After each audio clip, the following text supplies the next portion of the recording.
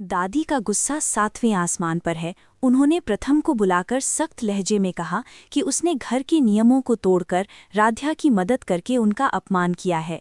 दादी प्रथम को समझाती हैं कि सज़ा सिर्फ इसलिए नहीं दी जाती कि सामने वाले को तकलीफ हो, बल्कि इसलिए दी जाती है कि उसे अपनी गलती का एहसास हो। प्रथम चुपचाप दादी की बात सुनता है, लेकिन उसके चेहरे पर राध्या के लिए चिंता साफ झलक रही है। वो दादी से बहस नहीं करता, बल्कि विनम्रता से कहता है कि उसने एक पति होने का फर्ज निभाया है। दूसरी तरफ राध्या अभी भी ठंड से बचने के लिए प्रथम के लाए हीटर के पास खड़ी है, लेकिन हीटर अचानक बंद हो जाने से वो परेशान हो जाती है। उसे लगता है कि शायद भगवान भी उसे दादी की सज़ा पूरी करने के लिए कह रहे हैं। वो ठंड में कांपते हुए ओम नमः शिवाय का जाप करने लगती है।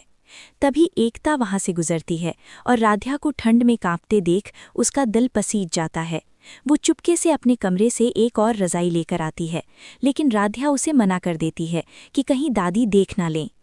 इसी बीच बुलबुल की मम्मी रजनी अपने कमरे में बेचैनी में करवटें बदल रही हैं। उन्हें बार बार राध्या की याद आ रही है।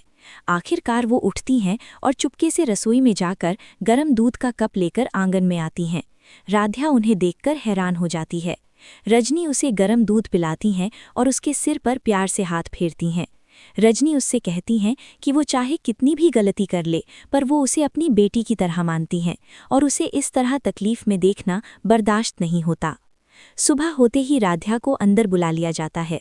दादी सबके सामने राध्या और प्रथम दोनों को फटकार लगाती हैं, लेकिन तभी ओमकार जी, प्रथम के पिता, बीच में बोल पड़ते हैं।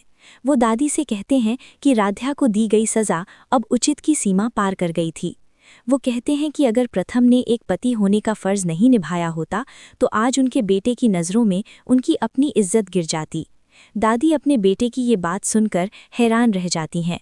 वो समझ जाती हैं कि आज इस घर में सिर्फ राध्या ने उनके खिलाफ काम नहीं किया, बल्कि पूरा घर धीरे धीरे एकजुट हो रहा है।